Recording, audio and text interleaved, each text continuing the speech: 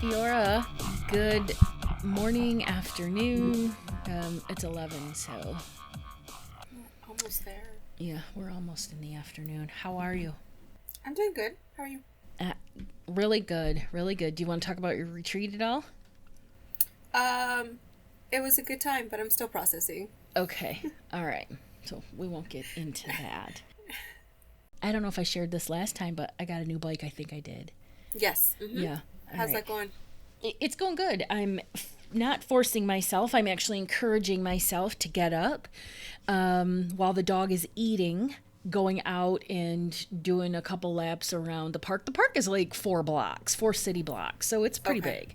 Okay. Doing a couple laps around there to get my muscles warmed up, and then coming back and then taking the dog for a walk. And what I love about it is that by the time I get back, my endorphins are going. So it's causing me to really have some focus and energy here to get some errands done, so then I can actually sit down and do work and start my day with my clients and stuff. So it's a good thing. I like it. It's nice. It's nice to have a morning routine like that. Yeah, and when you don't exercise or slack, or when I don't exercise or slack, I forget how good those endorphins feel. Mm-hmm. Yeah. So it's nice to welcome them back. Welcome back into my life, endorphins. I'm just waiting for this heat to die down. It's been too hot for me to go and ride my bike around here. What? You guys are having a heat wave? It's normal for out here in the summer. We average like 100-degree temps in the summer. So. Shut up. Are you kidding me? I had no idea. Yeah. So I don't... Yeah, it's too hot to be outside and stuff. But that's why I just stick to the indoor gym with the AC. So are you experiencing wildfires around you? Not around you. I know there are some in California. Like there's always wildfires. Yeah, right? Like this is a West Coast thing, people. Wildfires. California is usually on fire. Yeah. Not that I know of in Southern California right now. They usually happen for some reason up in Northern California. I guess it's just more trees out there. Yeah. But no, not that I know of down here. But yeah, like right now we average like today is a high of 99. That is too... No! I'm not going outside. No. Listen, I have to say, with the exception of that heat wave, and I'm calling it the asshole heat wave, because it really was. It was ridiculous. Yes. It was like 115, 100 and whatever. Portland has had the most amazing weather. Coming from Michigan, where it's different every day and humid, and I hear that there's a mosquito onslaught there. I said they're freaking militarized and colonized, Michigan. Apparently the mosquitoes have, but Portland it's been a beautiful summer. No rain, which is not good because, that's what brings on the threat of wildfires and stuff. But so everything is kind of brown. But clear, beautiful skies in the perfect temperature in the 80s every day. It's been the best summer. That's the Pacific Northwest. It's beautiful. Yes. That's how it's supposed to be. It is, and honestly, I just every day I'm here. I love it more and more and more and more. So. All right, so you have a class coming up, right? Yep, 24th. It is a workshop for intuitives. It's just $22. You can either attend it live at 9 a.m. PST, which is 12 noon EST, or you can ask for the digital download, which will just be the class recorded. So you'll get that after the class is done. It's designed to deepen your understanding of your natural intuitive abilities and strengthen your ability to communicate with your spirit guides. So there's lots of cool things that we'll do in there. You'll learn some techniques and some practices and how to initiate and develop your relationship with your spirit guides. So definitely you'll want to join that or else snag the download. Sounds great. Yeah. What about you? I don't have anything scheduled. Again, just shadow work classes are still available for purchase through my website. I do just want to remind everyone just to in order to keep in touch or in tune with whatever stuff we have coming up, just make sure you're on our Facebook group, because that's where we announce everything and post links for registration and do all that fun stuff. So if you're not already on there, take a peek at our show notes and you can find the direct link. Yeah, join us. It's a fun group. People like it. Join us. Come be a part of us. Yes, definitely. So, tell everybody what we're talking about today. Today we are talking about secret societies. I'm so excited. So this was your idea. So I like the idea of like researching stuff.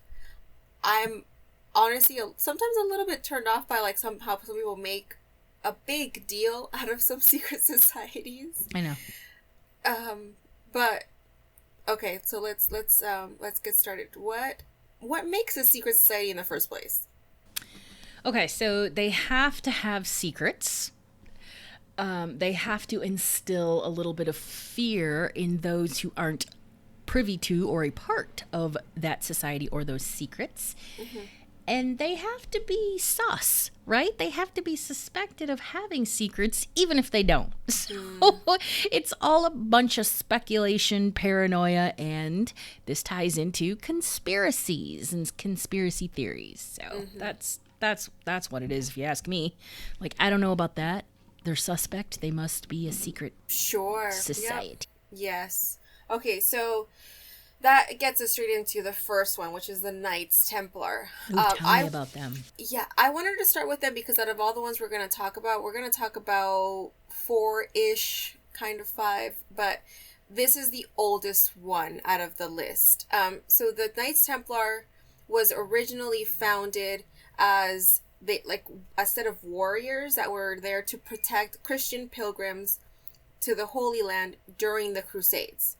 And for anyone who's not aware of what the Crusades were, the Crusades were basically a quote-unquote holy war of the Christians against Muslims. They didn't call them Muslims in the day, they called them something else, but today we know them as Muslim people. And it was basically just Christians and Muslims fighting over holy lands or monuments that they both believed to be holy. So nothing different than today. Exactly, yeah. So this military order was actually founded in the year 1118, and it was headquartered at the Temple Mount in Jerusalem. The members of this order pledged a life of chastity, of obedience, and poverty, and they also abstained from gambling, alcohol, and even swearing. Yeah, it sounds boring. Very boring. Right? Don't sign me up for that. I don't want that. And, I mean, these were generally... So they were known for more, though, than their military prowess and their moral lifestyle. They actually eventually became one of the most wealthy and powerful forces in Europe after setting up a bank that allowed pilgrims to deposit money in their home countries and withdraw it in the Holy Land. Of course. There it goes. There it is. There's the money. And so what happens with money is, usually there's always either there's corruption involved or someone gets jealous. Yep, corruption. So their influence actually reached their high in the year 11,039 when Pope Innocent issued a papal bull exempting them from paying taxes and decreeing that the only authority they had to answer to was the Pope. So that would basically give them like free reign. Do you see where there are parallels between then and now? Yeah. And so at the apex of their power, the Knights Templar owned the island of Cyprus and a fleet of ships, and they even lent money to kings. But not all the kings were happy customers, and that's actually what ended up bringing up the fall of the Knights Templar. All right, well. Somebody got disgruntled. I love a good disgruntled disgruntled story. Yeah, that's what I meant. So when the Crusades actually came to an end, then the Knights Templar withdrew they went back to Paris, and that's when they ended up just focusing on their banking endeavors. And then here's where the problem started. Of course. Here we go. So King Philip IV of France, whom the Knights Templar had denied additional loans to, had a group of knights arrested and tortured until they made false confessions of depravity. Yeah. So in 1309, as the city of Paris watched, dozens of Knights Templar were burned at the stake for their alleged crimes. And so this is actually how I first heard about the Knights Templar, because I was researching the origins of Baphomet. So Baphomet, as we've talked about this before on some podcasts, on some of our other episodes, Baphomet is the signal of the devil, like on the Rider-Waite tarot deck card. The card of the devil. Yeah. That's actually the goat. Yes, the goat. Half goat, half man. Yeah. And then it's got like the one arm pointing up and the other one pointing down, and that's like the sign of as above, so below. So the actual first historical record of Baphomet comes from the interrogations of the knights during these trials. So first of all, it's important to note that they were made under, like, they're now seen as false confessions because they were freaking tortured. So they was like, just get something out of them. So through the translations, though, what ended up happening was like that they supposedly worshipped like false idols, and that was one of them. However, some people believe that it wasn't actually the word Baphomet, that it was actually like a mispronunciation of Muhammad, because it was Mahomet, and so then it was actually Muhammad, and then eventually it turned into Baphomet through translations, and then it was this guy named Eliphas Levi, who was this French, I think he was like a French historian or mystic or something to that extent, and he's actually the one that first drew the picture of Baphomet that we know of today. So some people believe that Baphomet's like the devil or whatever, but that's actually the story behind that whole thing and where that all came from, and it relates to these trials of the Knights Templar. So, which just solidifies that, the bullshit belief that Muslims are the devil, right? Right. It's Damn more of that bullshit. Yep. So that's where all of that comes from. So eventually, although some of them were arrested and they were killed, this actually continued over the next few years.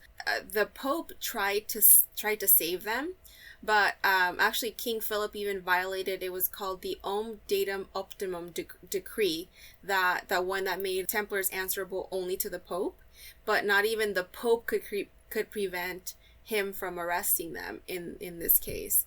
And so they were I don't understand though why, if they only answered to the Pope, who was the Pope answering to? Yeah, or were they just not listening to him? No, it was just that the King Philip wanted them arrested. He was basically pissed. Yeah. Okay. And they were charged with blasphemous acts and rituals, and then also like other quote-unquote heinous acts such as homosexuality, refusing to observe sacred rituals, and even worshiping the false idol. And that's where that Baphomet, Muhammad, that whole thing comes in.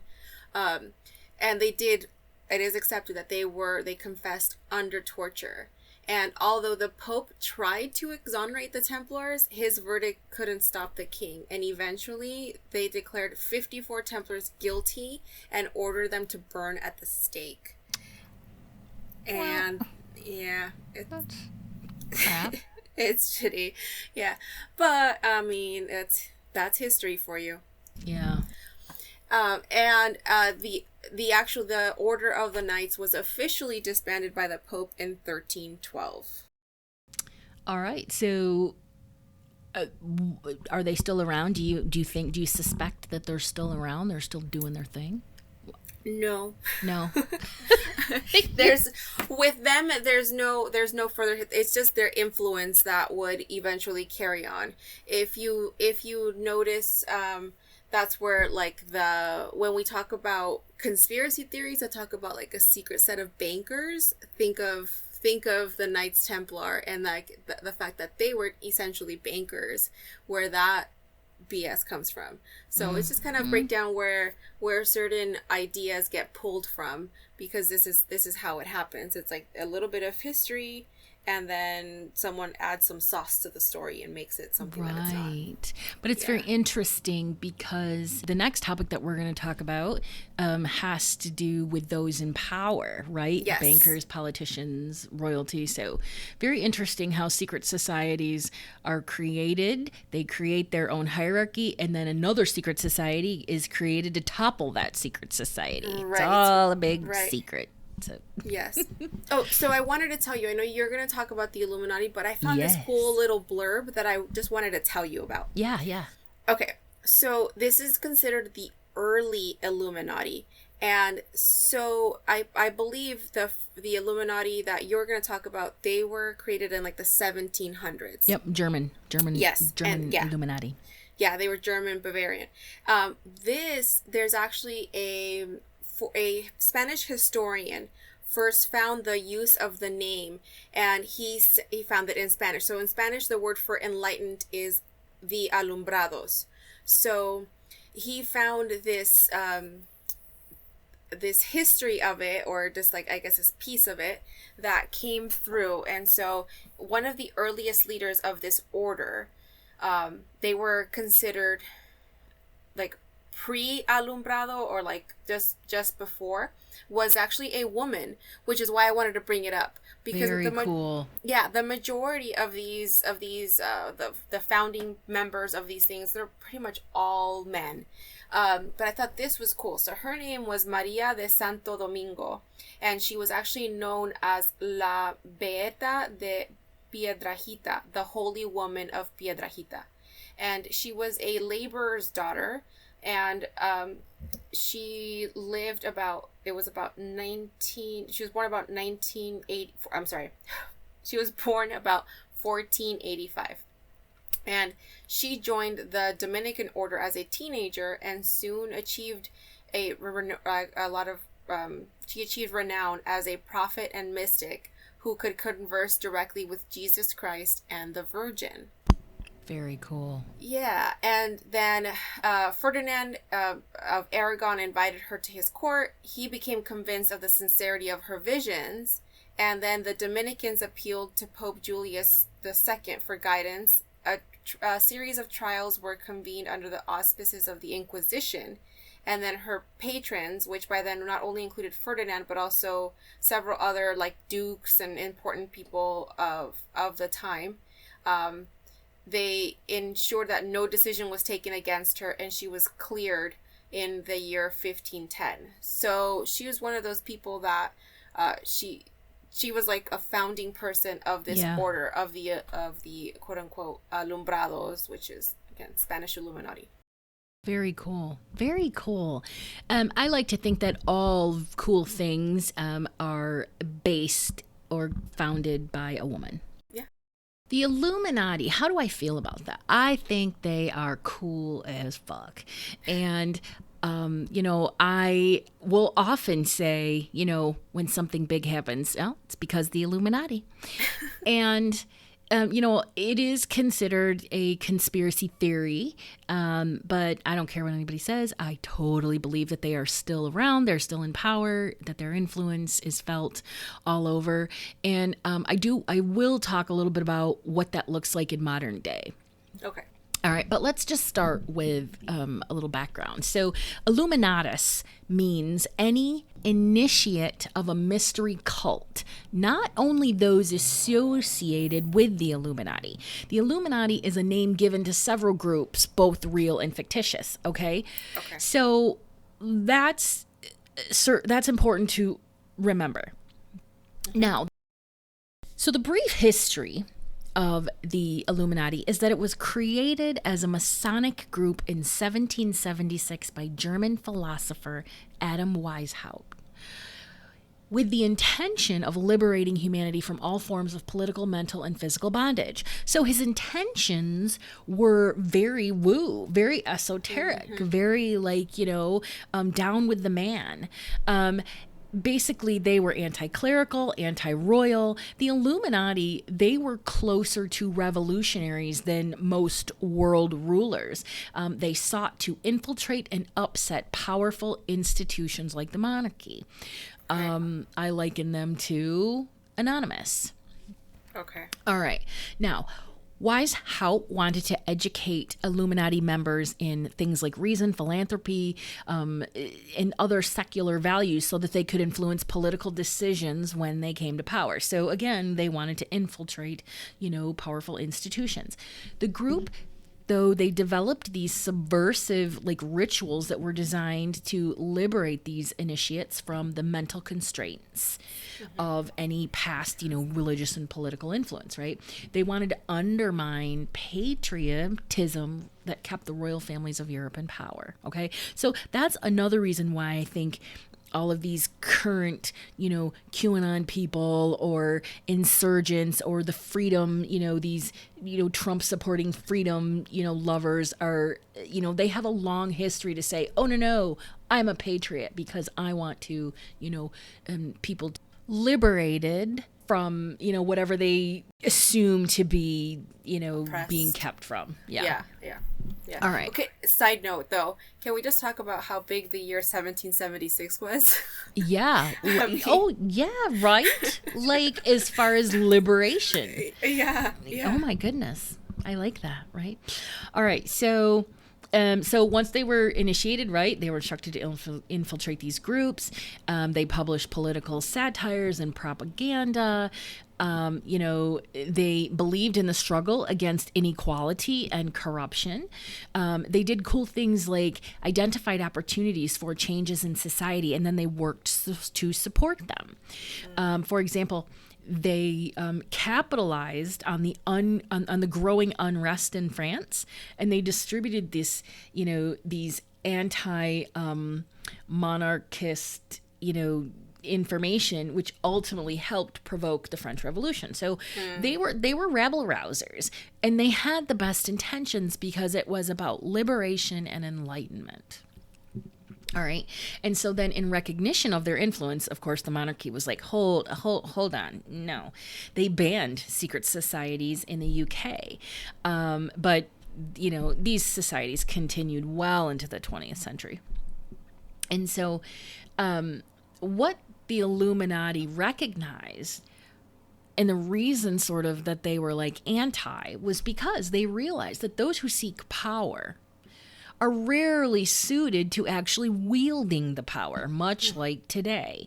So, they called for a meritocracy, which is a government based on aptitude and expertise rather than privilege, which honestly, that is the most forward-thinking concept, and it's something that we need to implement now, but to realize that started way back in the 1700s is pretty cool. So another reason why I, dig the Illuminati and the idea of it. So basically in that meritocratic government, instead of random politicians taking control of the nation's healthcare, the role would be appointed to an expert from within the health industry. I just love that. And then here's the best part. So in religion, they advocated allowing a natural spirituality to emerge in children instead of that dogma mandated by organized religion, which is exactly what, we're learning now in school. Children in the curriculum, it needs to be geared towards their natural abilities versus some standard curriculum that doesn't help anybody other than the school systems and their funding. They were also supporters of scientific methods, but they also shared members with the original Rosicrucians, which we'll get into, and they were a philosophical society sort of famous for having members who were gifted natural healers. So there was, again, the Illuminati, in their fundamentally, they had really good intentions, okay, but it was just their odd behavior that eventually led to it being a load of shit, and I'll tell you why. All right, so they had this odd behavior. There were two sides to their the Illuminati. There were their weird rituals and then their ideals. Okay. So the Illuminati did plenty of unusual things, right? So they adopted pseudonyms to avoid identification. They had really complicated hierarchies. Like, you had to start out as a novice, then Minerval, illuminated, and it just divided the ranks. It created hierarchy. It was nonsense, which sounds confusing.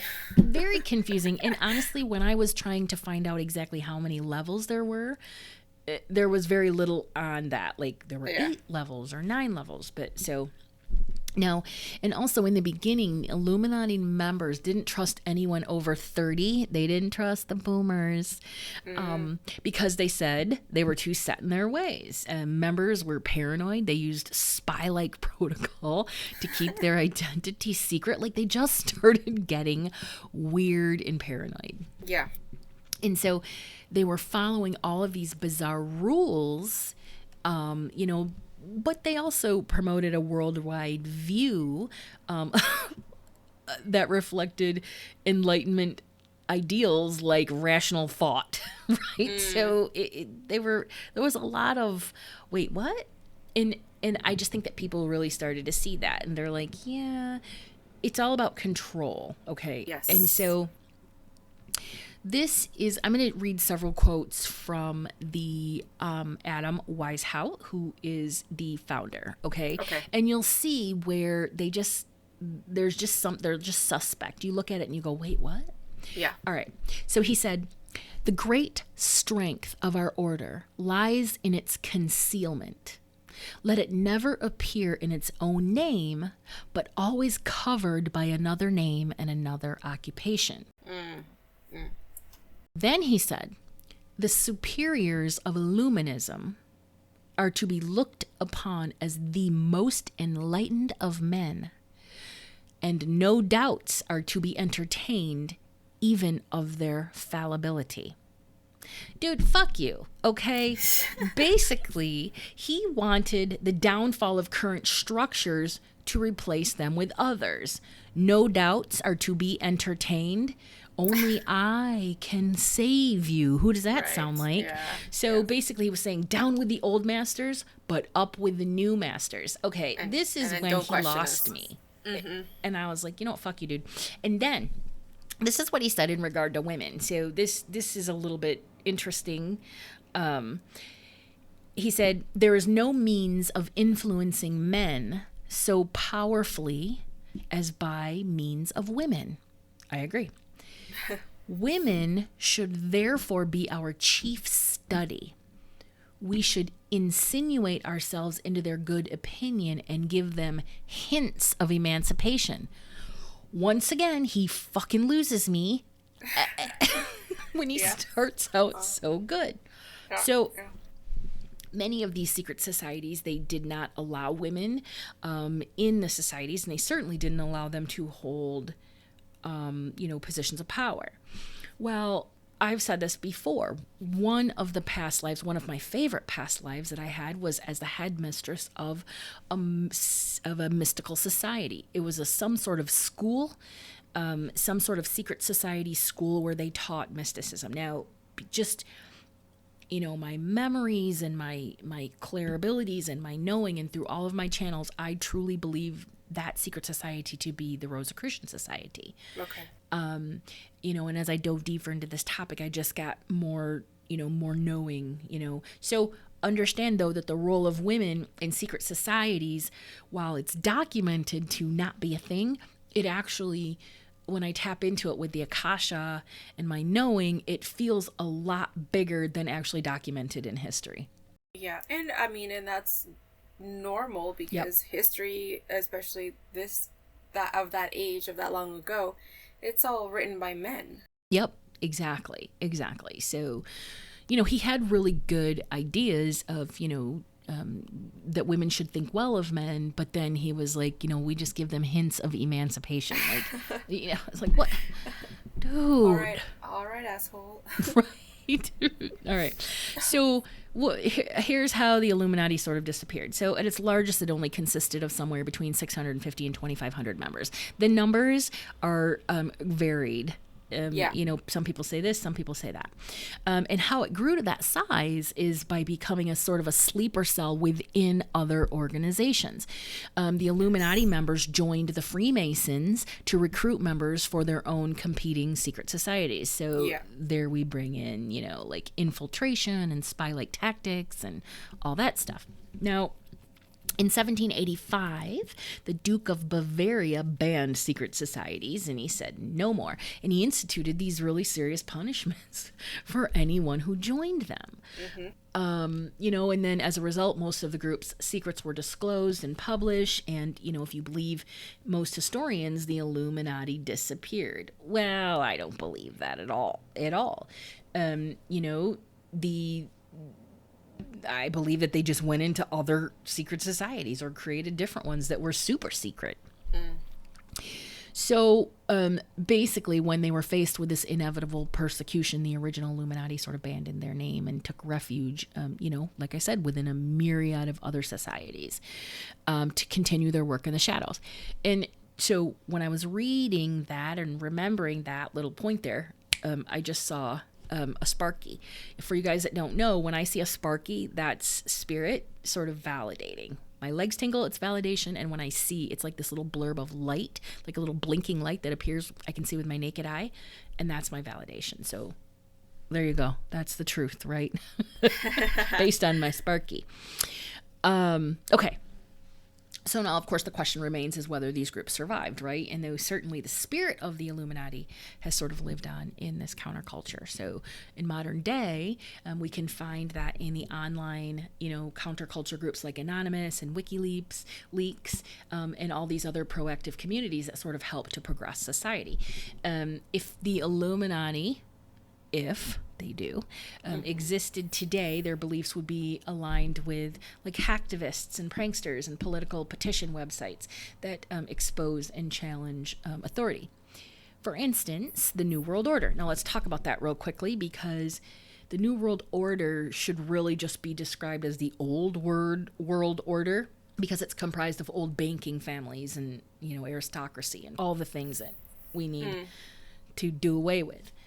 And so many conspiracy theorists maintain that the New World Order is the current incarnation of the Illuminati. I don't know. I do believe that the Illuminati is fully, activated and working among us, but I don't know if it's because of New World Order. Basically, they value individual freedom above all forms of control, which, as we have seen, that's not always a good thing, in my opinion. Right? It's not always a good thing.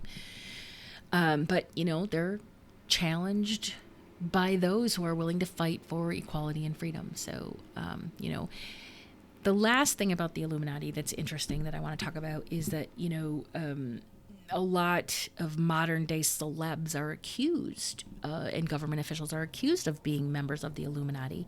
Yes. They're also accused of being shape-shifting lizard people. So reptilians. Yes. Well, that's the theory. The theory is that the Illuminati in modern day is made up of reptilians. Yeah. Well, and it all tracks. So some of the most powerful men in the world they still to this day meet in secret, and it's not really secret. Nobody's allowed in, but it's the Bohemian Grove. Have you heard about the Bohemian Grove? Yes, yeah. I have. Bill Clinton is a member of Bohemian Grove, or he's been photographed going into, one of the secret, Bohemian Grove. So it reaches high levels. And then Jay-Z and Kanye West, they have both been accused of being members of the Illuminati, right? And so this was my favorite part. Like when asked for quotes, Jay-Z said, "It's stupid." That's all he said. Quote, "It's stupid." I think if he was actually a member, that might get him in trouble. I think, or I like how he just keeps it simple. Like, that's stupid. That would be my response. Yeah. Now, Kanye West, on the other hand, he said, that's ridiculous, right? Which, Kanye is ridiculous. Right. And so, I'm not going to make fun of mental health or anything like that. But in my opinion, he wouldn't even know if he was. So that's sort of what's going on, or the history of the Illuminati and, So again, like I said, fundamentally, they started out with a really good. And there's so much more, you guys. I mean, this topic, if you're interested, we're going to link some resources that you can get into it deeper, because it goes into years and years and years and craziness and things that they did. And you're just like, what? Yeah. And you realize how they went from having good intentions to being crazy town.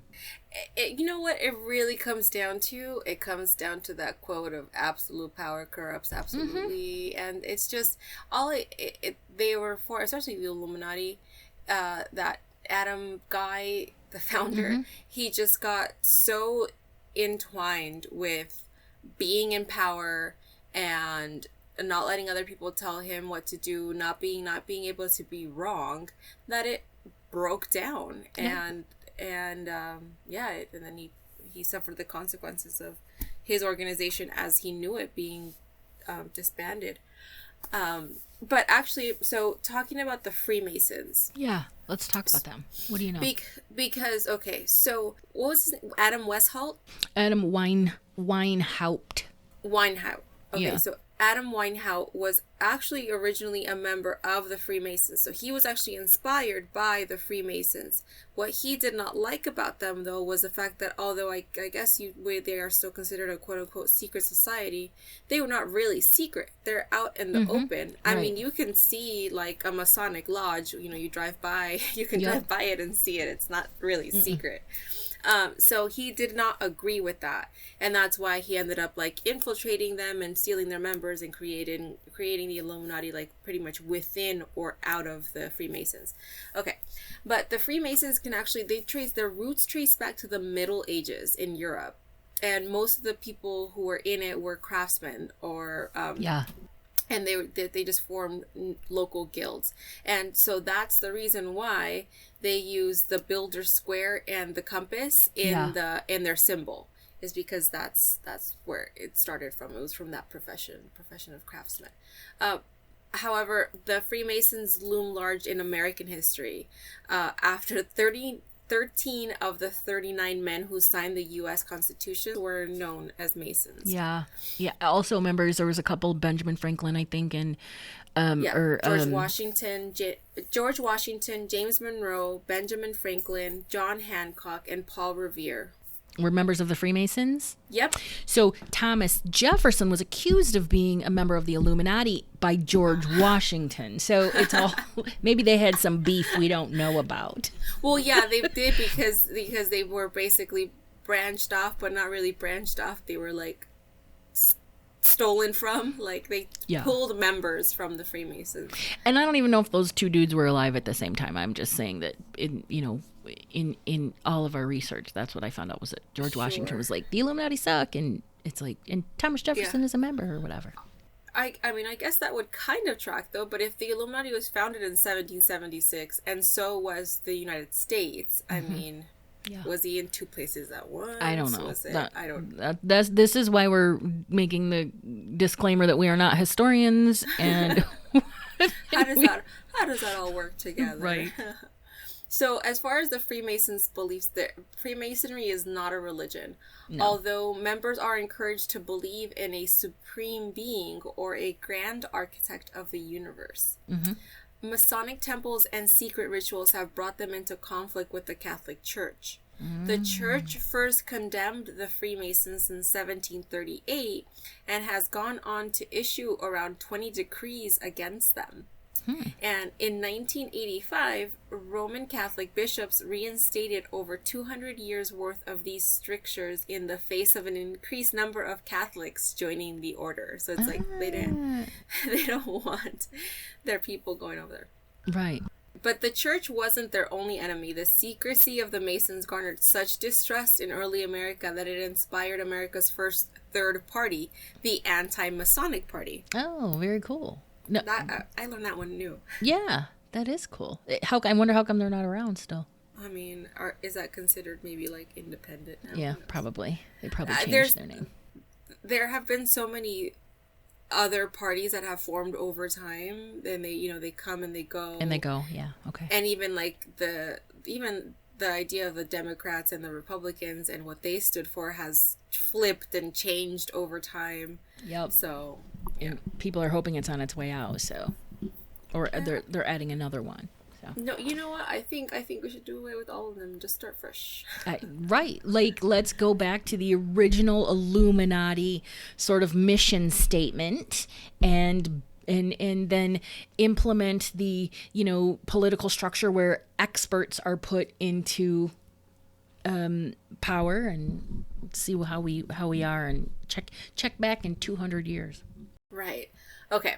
So there are some other Freemasons that are famous today that you might have known throughout time. So Mozart.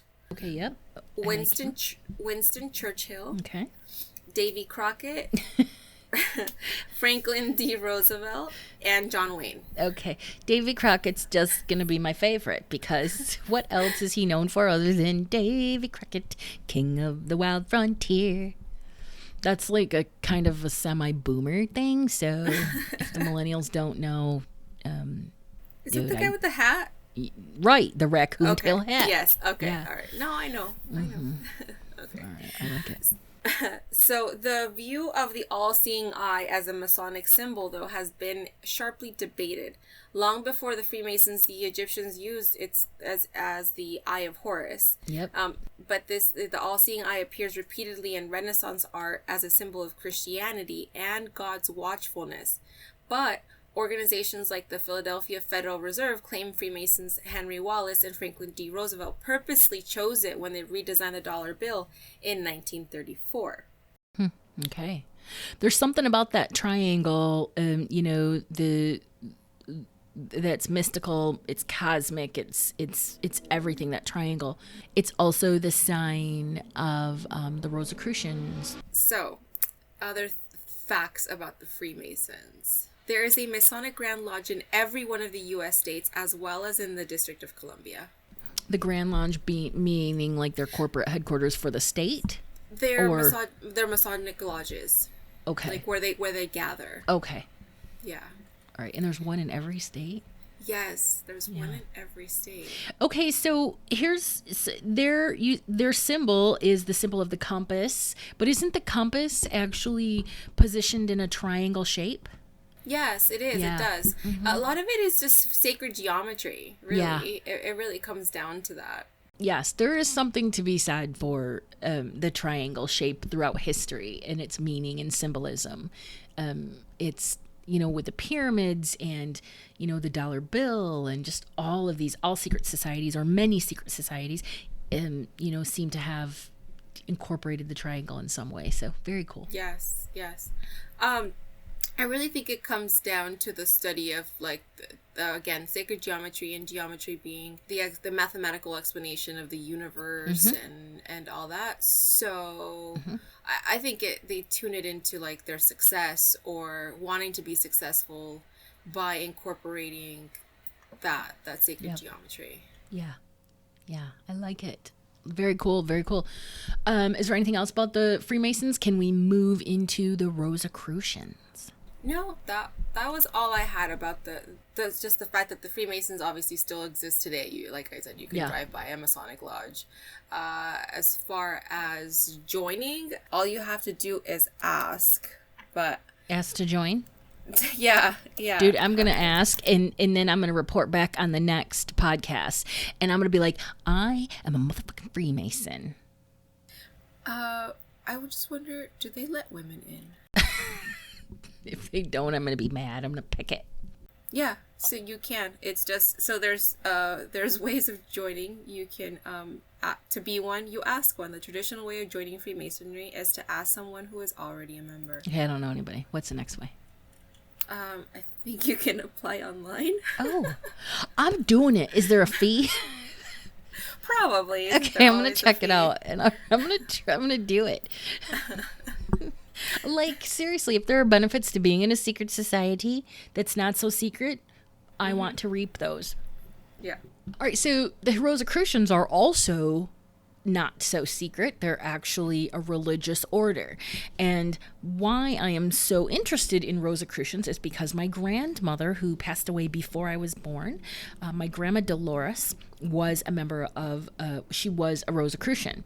And I learned about this from my uncle, and my grandma was a badass psychic and intuitive, and as was my uncle, who also passed over. And so they're both on the other side, God knows what. X comes through in a lot of readings and stuff, but he also told me a little bit about the Rosicrucians. So here's the history. They are a spiritual and cultural movement that was founded in Europe in the early 17th century.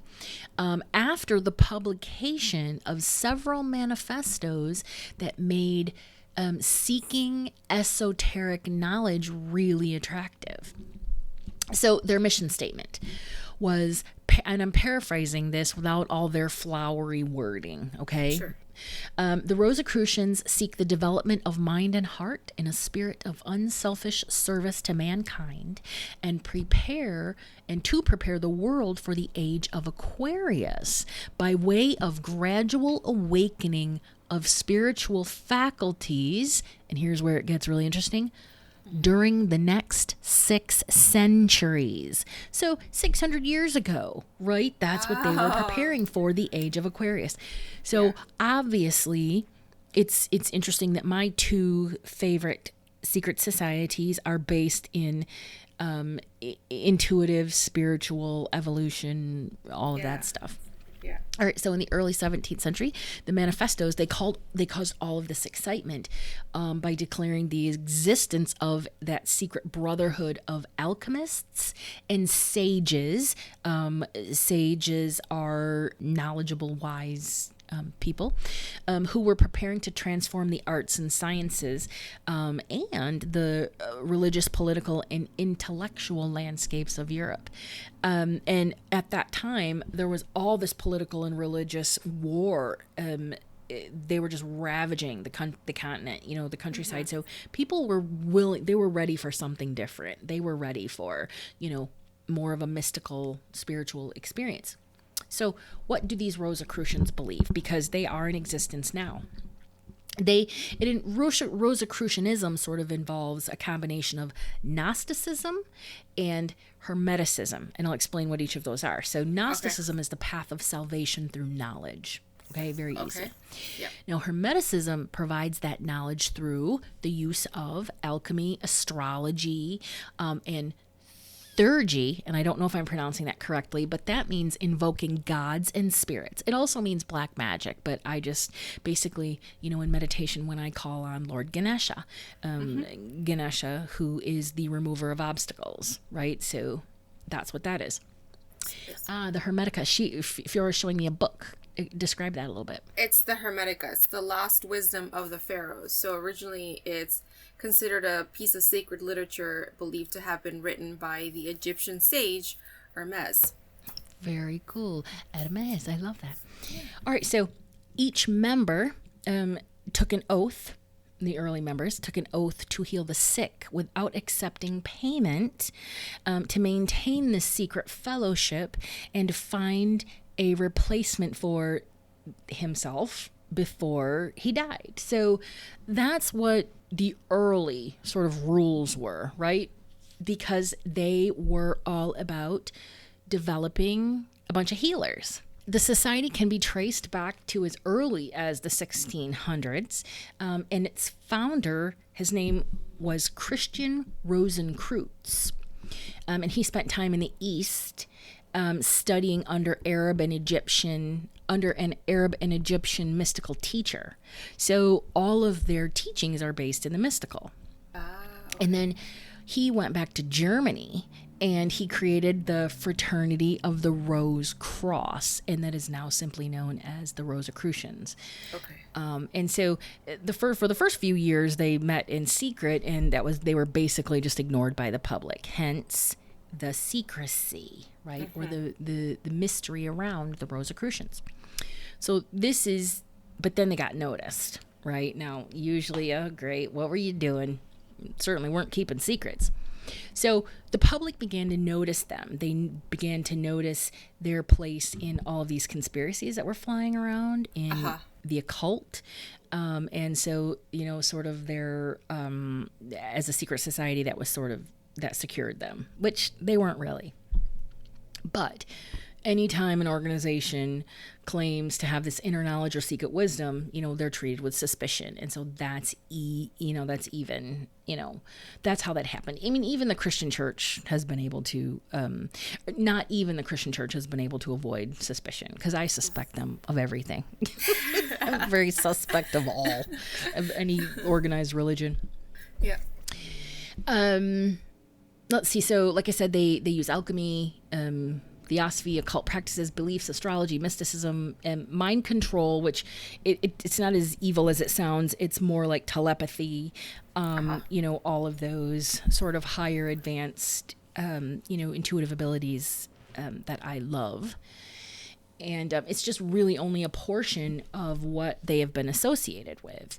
But, that short list, that's enough. That's enough to cause people to say, there's something about them. I don't know. Right.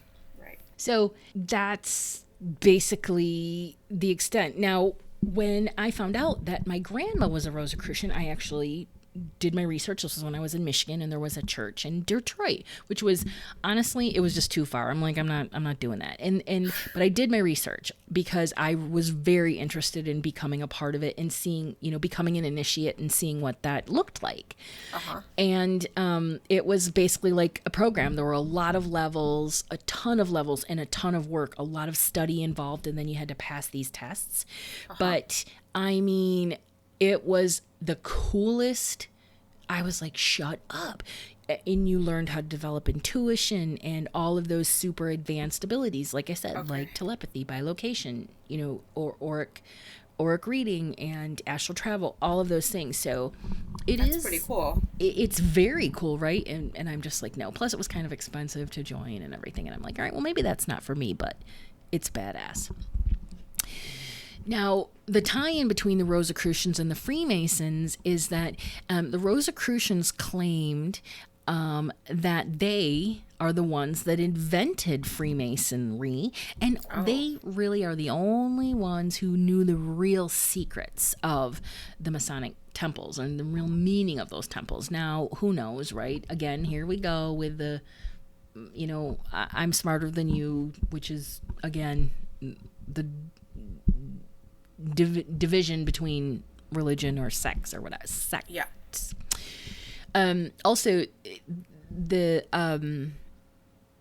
Nazis, and if you read the book called The Occult Roots of Nazism, may have been inspired by this, by the Rosicrucians or the Freemasons. So there's some very interesting sort of crossing over there. Now, for today, you can do your research and look them up. The most well-known is called the Amorc, or AMORC, the Ancient and Mystical Order of the Rosicrucians, and that was founded in 1915, and that is really an educational charitable organization to help you discover who you are and all you can be. So, and that when I started doing my research, that's what I came across, and they really are. They're just it's a little bit too intense. So they're not so secret, but they are very mystical. They're not. Yeah, that's why I think it's funny when you talk about some of these and how they're underground and all that. And that's the thing is, I think we probably disagree on the Illuminati thing, because I think that if they were around, somebody would leak something, like somebody, you know what I mean? No, they're super secret. That's how they stay around, because I just don't think they can be that secret. I mean, because there's always some like person that gets pissed off and is like, you know what? I don't want to be in the club anymore. I'm gonna go tell everyone, and then they write their tell-all book about the Illuminati. The Illuminati's real. Yeah, and then they sell the books. All right. Well, you know what? I'm going to you leave me and my conspiracy Illuminati conspiracy be, and one of these days I will prove to you the Illuminati exists. That's fine. I don't know if they do, but I just have more fun pointing out cool things that happen. It's like, see, the Illuminati. Yeah. Yeah. But even Beyonce makes fun of it. She puts it in her music, like, straight up, like, talking about the Illuminati. Like. She does, but you know what? She's hiding in broad daylight because Jay-Z. He can call it stupid if he wants, but I don't believe him. Okay, what else? Do you have anything to talk about in the closing vibe this week? I know we were just gonna touch on real quick. Okay, so Joe and I are in a couple other groups, which we're not gonna be in anymore. I already bounced out. I'm like, peace out, buttholes. There was a Facebook group that we were in. It was supposed to be about witchcraft and that kind of stuff and spirituality, whatever. And we just look around and poke around and see what's going on in there. And someone had the question of talking about spirit animals and appropriation or whether that was cultural appropriation, etc., etc. And there were several women in there who decided to take it upon themselves to say yes, even though they themselves are white and can't possibly speak for all the Native American people in the Americas.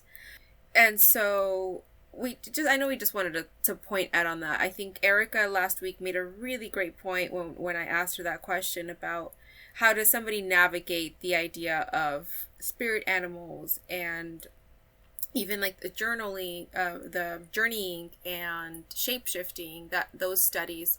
How do we navigate them if you're not part of Mesoamerican culture or Native American culture, even if those aren't your ancestors? And she made a great point saying that these are earth practices and we are all of the earth. We specifically asked her, is this appropriation? You know, Fiora and I have a very liberal view on it, but we also take it very seriously, right? Appropriation happens when you are taking the culture, the practices, the knowledge of an indigenous, human and using that for personal gain, monetary gain, or exploiting it.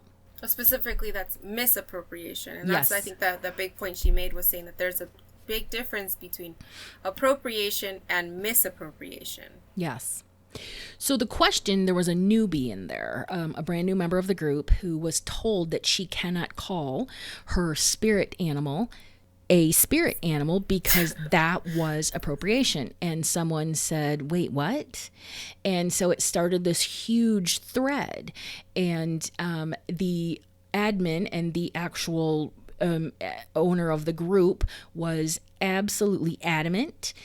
She's a white woman and adamant of what appropriation was, any closed practice, all of those things, and was unbending, would not listen to reason. And even when several members, BIPOC, members of the BIPOC community, indigenous, chimed in and said, hold on, you can't claim to tell one person what appropriation is when you're a witch and the majority of your practices are appropriation from other cultures. Saging and all of these other things. And she was absolutely unwilling to even admit that, okay, you might have a point. And she got rude and mean and snarky and all of these things. So I was like, man, I'm out. But what really hit me was the fact that it's a big group too. It was about 2,300 or 23,000 people. So it was a big group. That she was unable to be both the student and the teacher. So she's actually teaching these practices. And there were several people who were backing her up and agreeing with her. And I just thought that was a lot. And it's unhelpful. It's just unhelpful. It's not helpful. Really. Yeah, it's unhelpful.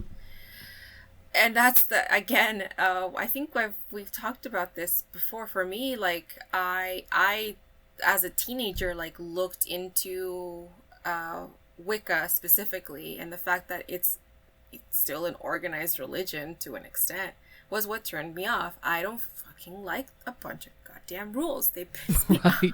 Right, exactly. Don't tell us what to do. That's our tagline. Y'all know. You've been following us long enough. Don't tell us what to do. Don't tell us what to do. And so that was just another reminder of that for me.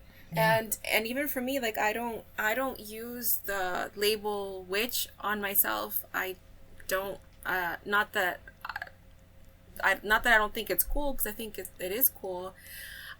It just comes down to the rules thing for me. Like, right. I don't know. I don't like that many labels. It's a lot. Yeah. It's a lot. Yeah. So anyway, we just wanted to talk about that. Listen, animals in general are not culturally specific, and the words spirit animal is not culturally specific. So that is, it's my belief then that using the term spirit animal is not appropriation. And so, it was like, if you're told that it is, listen to what the person has to say. If they're indigenous, if they're, BIPOC, whatever, listen to why, be open to that, but make your own decisions, and don't let yourself be bullied specifically by a Caucasian person. Now listen, allies are wonderful. We absolutely have to we need allies. We need white allies. But the thing is sometimes those allies are not helpful, and they create even more division, because it completely created a division within that group. And that's another reason why I was out, because I'm like, I'm not doing this. Yeah. So, and I think there's a difference the difference between appropriation and misappropriation. Like if I was not of the culture that necessarily had some of these practices already built into it, and I start calling, I don't know, a hawk my spirit animal, that's fine. However, if I take a celebrity and I say, oh, she's my spirit animal, that's probably misappropriation, because you're not using it the proper way. It's not even an animal. You're just using the word as in like slang. So I see. That makes a lot of sense. I see that. I like your perspective on that, my friend. That's a good one. When it's used as slang or jargon or whatever. Yeah, good one. Yeah. All right, guys. Well, listen, what a fun conversation we have had today. Please be sure to share and review this podcast. Sharing episode links with your friends, your family, and your social networks really is, honestly, it's the key to the success of esoterics. And so please consider sharing that link or two to help us get the word out and grow your audience. Grow our audience. All right. Thank you for sharing space with us today. Stay mystical, magical, and ready to do it again next week. Yeah. Do we know what we're talking about? Not yet. We haven't decided yet. All right. Ooh, secret.